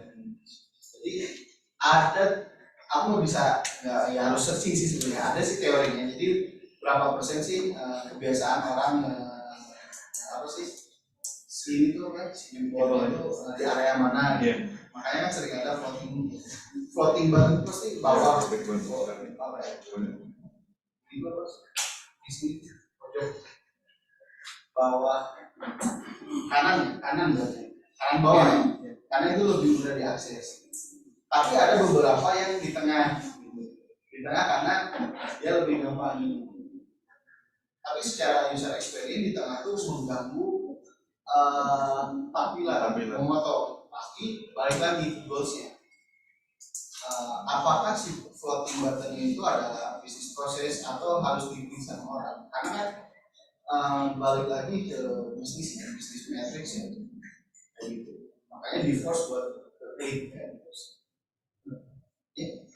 Kalau begitu berarti dari urutan pengerjaannya itu lebih diutamakan desainnya dulu atau user experience-nya dulu? Apanya gimana? Kalau semisal kayak gitu, urutan pengerjaannya itu mulai dari kenyamanan usernya dulu apa dari tampilannya gitu? Soalnya kan tadi kalau di tengah itu mengganggu. Jadi kalau misalnya urutan itu bagaimana? Diutamakan yang mana dulu gitu? Ya, diutamakan bisnis prosesnya dulu, matriksnya dulu. Jadi yang mau kita achieve apa sih? Broadnya mau apa? Kan kadang suka lihat artikel yang iklannya langsung powerful, itu kan mengganggu ya. Tapi secara bisnis itu menguntungkan. Tapi user butuh artikelnya itu, mau nggak mau dia klik kan. Jadi emang tadi hasil diskusi. Jadi ada solusi di mana ternyata di scroll iklannya floating, ada kan? Floating itu dalam artian kayak fix, kayak apa ya? Mengambang gitu. Kayak mau di itu itu tuh emang balik lagi ya ke kebutuhan bisnis juga ya. Kayak gitu sih. Apakah dengan adanya itu kamu nggak balik lagi ke page itu kan balik lagi kalau untuk meskipun mengganggu karena kita lebih butuh kita kalah. Nah makanya contohnya ketika kita mau download kita sering dipaksa untuk login dulu kan. Nah kita mau nggak mau harus login dulu karena proses bisnisnya harus seperti data pengguna atau medisnya berapa sih yang kayak gitu sih. Jadi balik ke bisnisnya kayak gimana, bosmu apa, medis bisnismu apa. Kadang ya ada yang free gitu karena biar cepat. Mungkin dapat collect data doang gitu. Terima kasih. Jadi semuanya tergantung dari fasilitasnya. Ada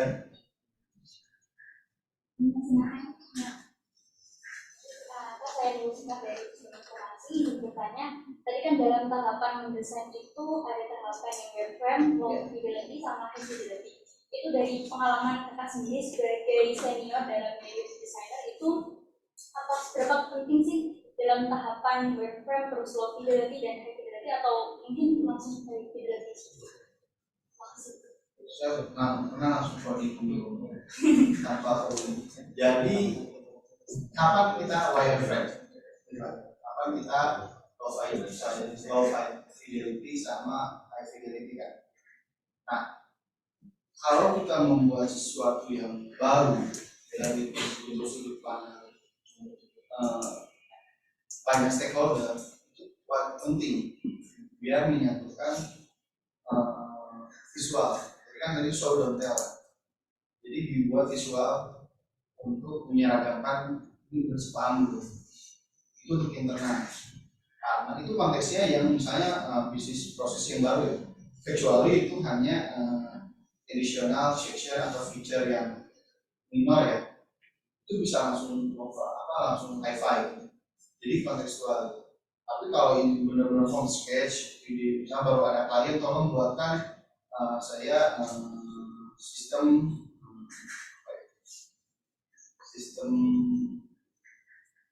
pengambil mata kuliah. Nah, akhirnya bikin sistem KRS gitu.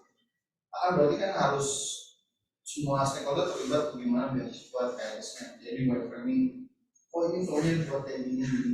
Nah intinya brainstorming-nya divisualkan gitu. Itu di wireframe sama lo-fi. Dari biasanya wireframe itu sama lo-fi satu kesatuan kayak gitu.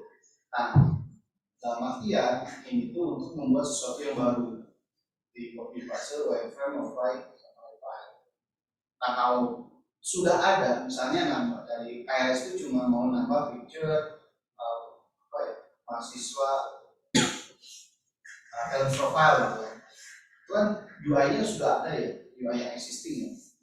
Nah, jadi langsung ke refining aja gitu. Dalam artian kita nggak harus from sketch gitu, tapi menggunakan komponen-komponen atau desain-desain yang sudah dibuat untuk feature di KRS lainnya. Jadi tinggal masukin file-nya dari desain-desain sebelumnya, jadi nggak harus diklik. Jadi kontekstual. Nah, kalau berinteraksi dengan eksternal itu sebaiknya dibuat prototyping yang high-fi kayak gitu, karena kalau lebih bagus langsung membuat prototype, misalnya HTML-nya doang atau data HTML-nya, jadi bisa diakses browser kayak gitu sih. Jadi kalau untuk eksternal minimal high-fi. Kalau internal ya diskusi internal dari paper prototyping sampai ke wireframe sampai ke lo-fi bisa. Jadi satu kesatuan ya, karena kita ngomongnya flow. Jadi dari page ini ke page B itu kan lewat flow. Progresnya di mana aja, datanya apa aja nanti. Contohnya sekarang juga lagi ngerjain proyek kita dari kita langsung di high-fi karena desainnya udah disiapkan, jadi nggak lewat masuk lo-fi sama wireframe. Jadi lagi di masa mana kamu baru buat versi kedua. Jadi nanti mungkin tanya jawaban saya akan diawali dengan tergantung. Ada Gimana teman-teman? Jangan dilewatkan semuanya lah ya. Gimana? Lagi? Oke guys, sekarang ya. Oke, perkenalkan nama saya Cila dari program studi sistem informasi.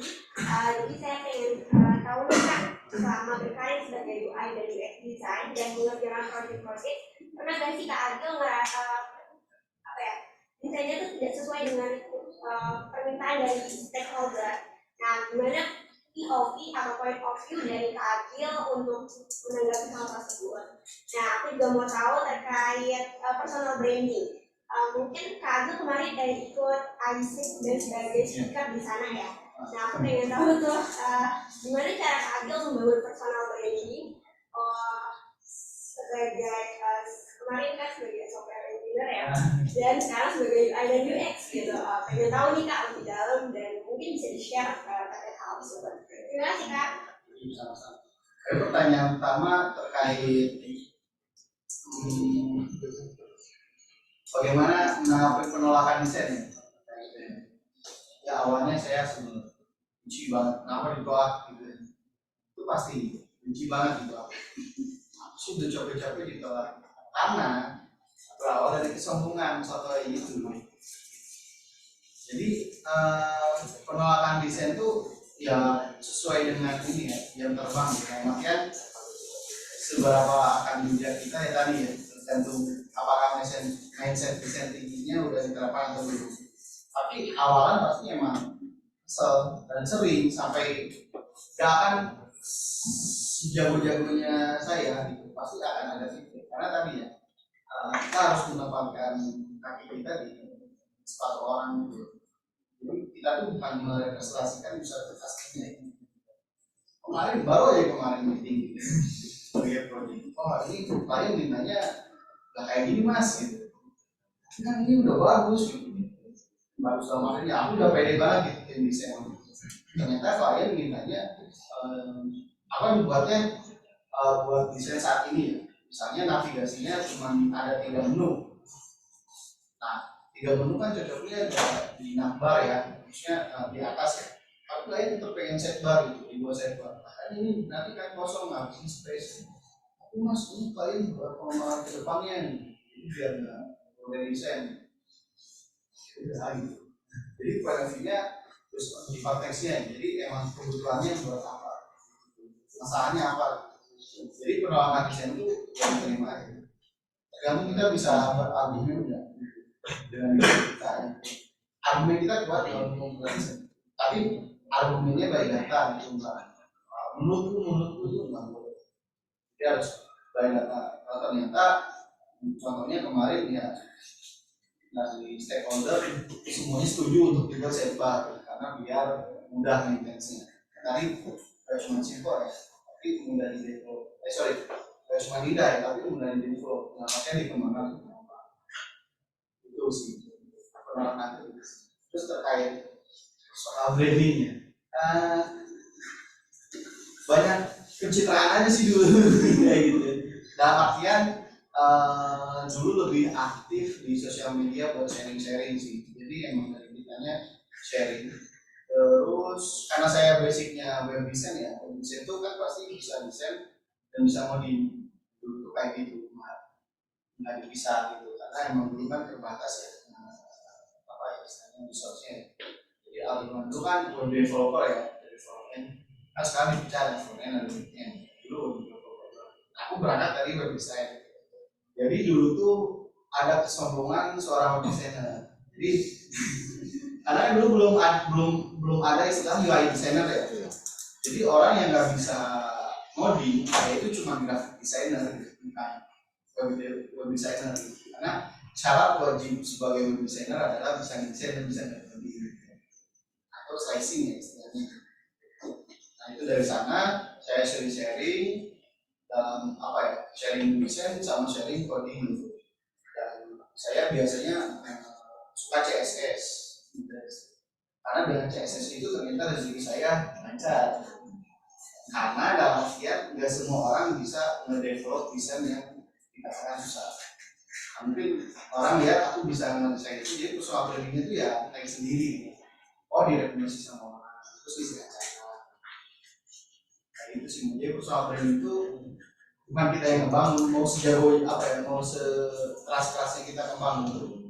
Kalau orang nggak lihat atau orang yang nggak lihat ya susah. Jadi ya kebetulan karena udah lama di dunia ini sering sharing terus direkomendasi sama orang-orang, jadinya kelihatan sama buat yang tidak. Biasanya orang nyari ke saya ya, sorry jadi sombong ya, tapi itu yang nggak bisa dikerjain sama yang lain. Dalam artian yang lain justru lebih padat dari apa. Personal branding itu orang yang nyiptain bukan kita. Ada lagi? Masih ada keluarga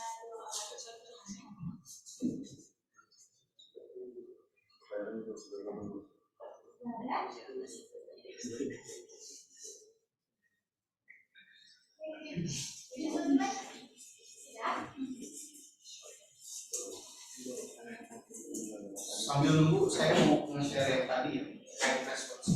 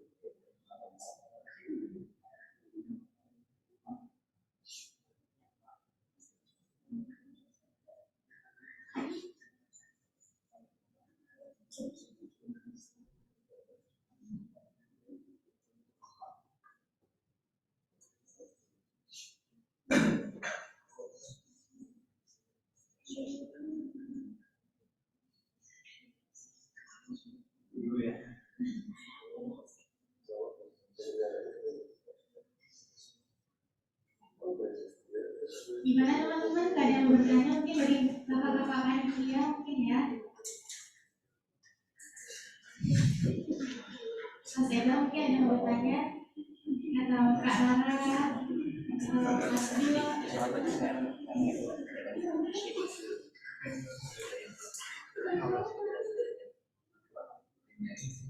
Mungkin dari Eti mau ditanya mungkin?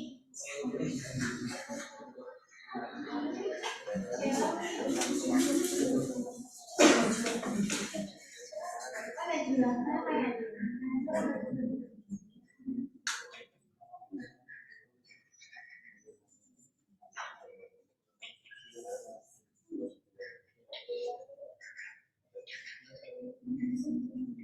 Nah ini tadi bahasa Mas Ila. Ya yang responsif ini. Ini kan dari kita di HP dan kemudian ini untuk web, untuk tablet, sama untuk mobile.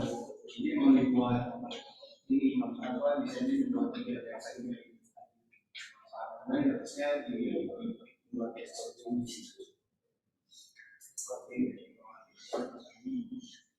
jadi mungkin tidak bisa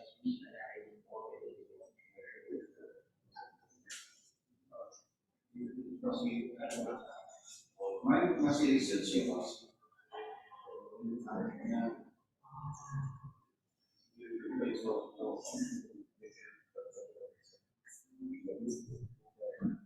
Jadi bisa ya standarnya dibuat di hampir lain saya mendemokannya bisa ini berbayar ini saja.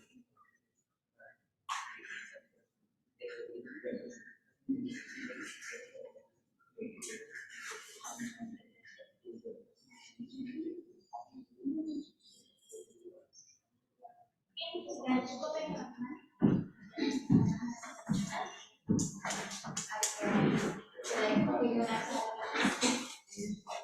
Itu sudah membahas ya dalam desain konsistensi, pengendalian kesalahan, itu juga mempelajari tentang desain thinking yang mengatakan pentingnya untuk mengkaji dan mengenai definisi masalah dengan baik serta proses iterasi, prototyping, dan pengujian.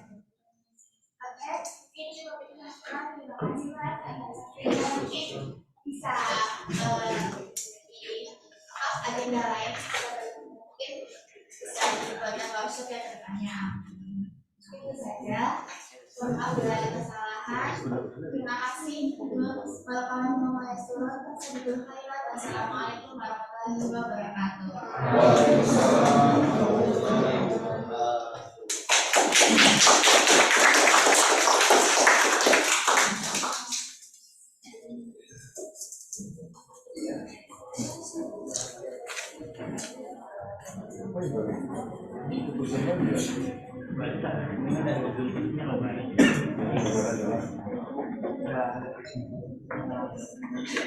Baik, untuk teman-teman yang sudah bertanya boleh silakan maju untuk mengambil door prize.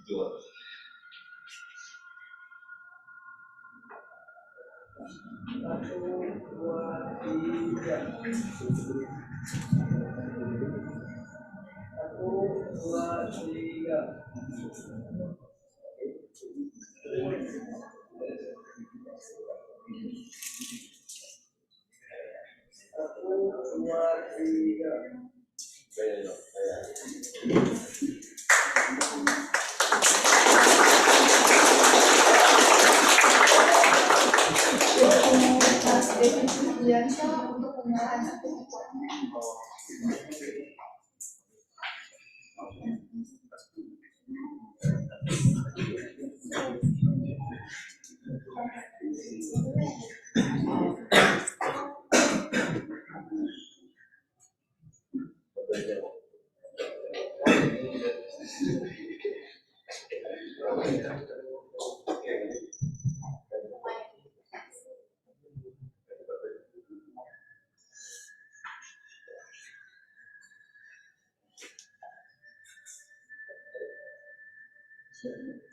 Ada yang mau Iya mas, itu semuanya.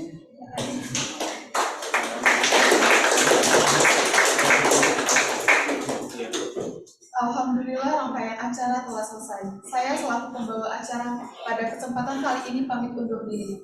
Saya Syaila Suryani Ananta mengucapkan terima kasih. Saya akhiri, wassalamualaikum warahmatullahi wabarakatuh.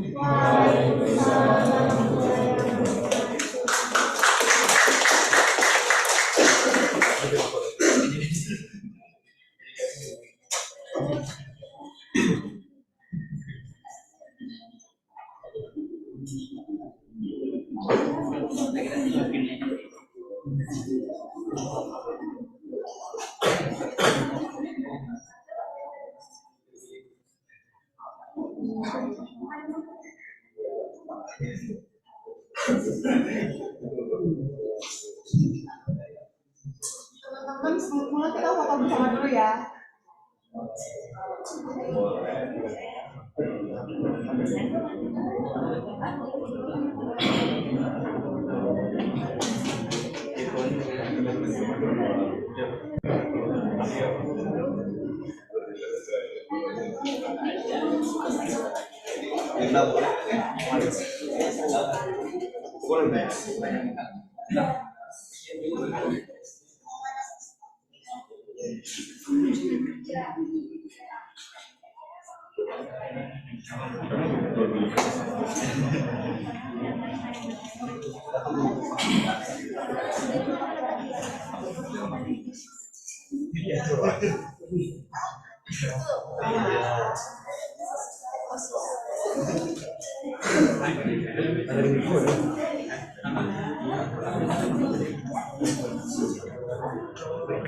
Teman-teman mungkin bisa maju ke depan buat sesi foto bersama.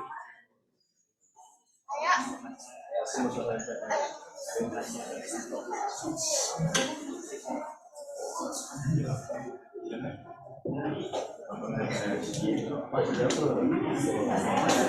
Ayo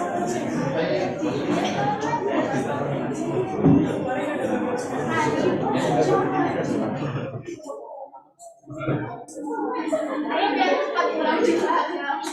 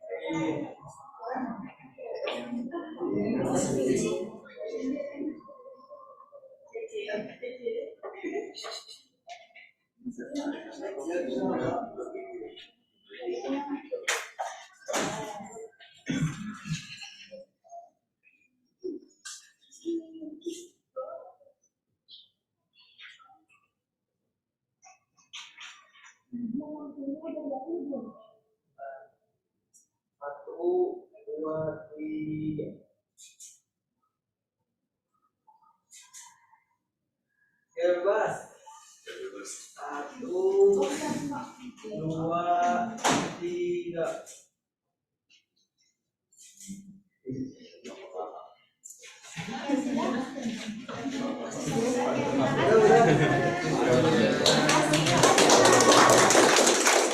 Cerdas,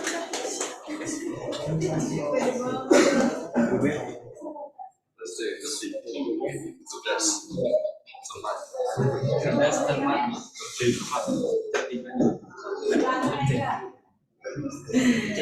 bagian depannya sama aja dia. Nah, kan reward kenapa kering